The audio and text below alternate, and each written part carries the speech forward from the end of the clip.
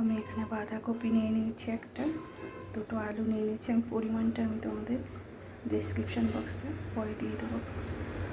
বন্ধুরা, আমি বাঁধাকপিটাকে খুব সুন্দর করে ছোটো ছোটো করে কেটে নিয়েছি।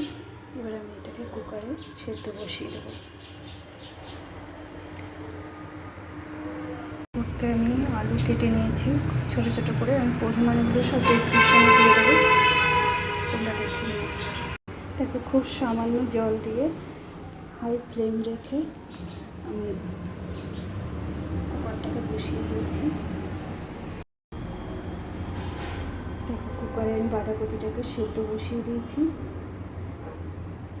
দুটো সিটি পড়া পর্যন্ত আমি অপেক্ষা করব।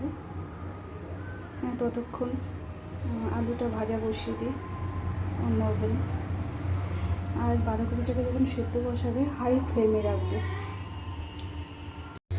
বাঁধাকপি করতে আমার লাগছে ফোড়নের জন্য সাদা জিরে আর একটু তেজপাতা দেবো।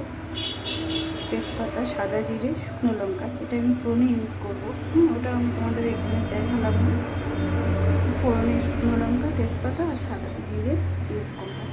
আমি হচ্ছে কাঁচা লঙ্কা, এখানে 3টে কাঁচা লঙ্কা আমি চিড়ে নিয়েছি। নুন নিয়েছি, টমেটো পেস্ট, লঙ্কার গুঁড়ো, আদা জিরে বাটা আর হলুদ। আর এই আলুটাকে আমি ছোটো ছোটো করে টুকরো করে কেটে নিয়েছি। এটাকে আমি ভাজা বসিয়ে দেবো।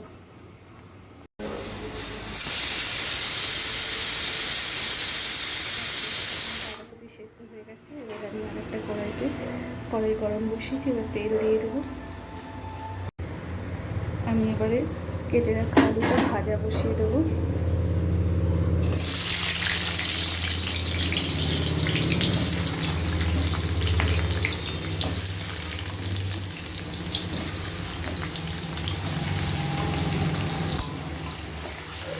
সামান্য একটু নুন দিয়ে ঢেকে ভাজা করে নেব।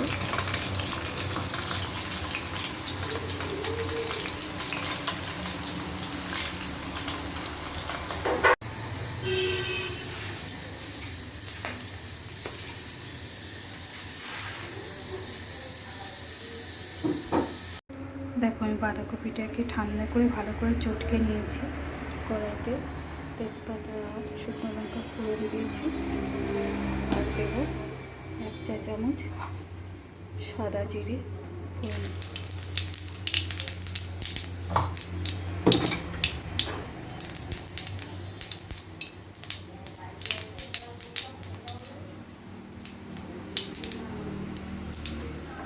ফোড়নটা ফুটে উঠলে দিয়ে দেবো টমেটো।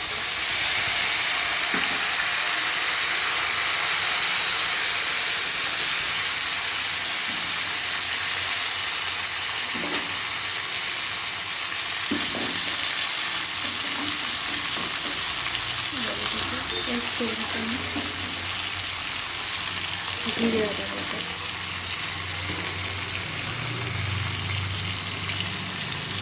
হলুদ করে কাঁচা লঙ্কা,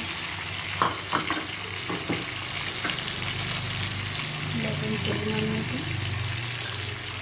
সামান্য চিনি দিয়ে মশলাটাকে ভালো করে কষিয়ে নেব। সামান্য একটু জল অ্যাড করে নেবো, নাহলে মশলাটা পুড়ে যাবে। দেখো, আমাদের মশলা কষানো হয়ে গেছে। এবার আমি বাঁধাকপিটা আর আলুটা দিয়ে দেবো। আগে আলুটা দিয়ে একটু কষিয়ে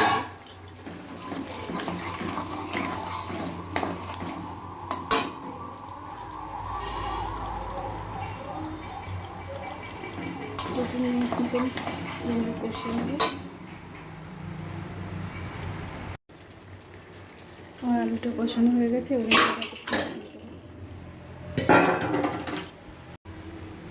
বাঁধাকপিটাকে দিয়ে দিয়েছি। অবস্থায় একটু আস্তে একটু বাড়িয়ে দিতে হবে।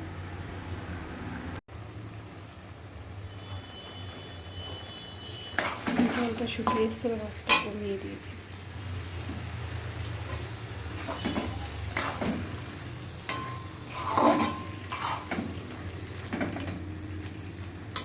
জলটা শুকিয়ে যাওয়া পর্যন্ত আমাদের নাড়তে হবে। 10 মিনিট পরে আমি ফিরে আসলাম। 10 মিনিট পরে দেখো আমার বাঁধাকপির জল পুরো শুকিয়ে এসছে, হয়ে এসছে। এবার আমি এর মধ্যে একটু ঘি আর সামান্য একটু গরম মশলা দিয়ে 5 মিনিট ঢেকে রাখবো।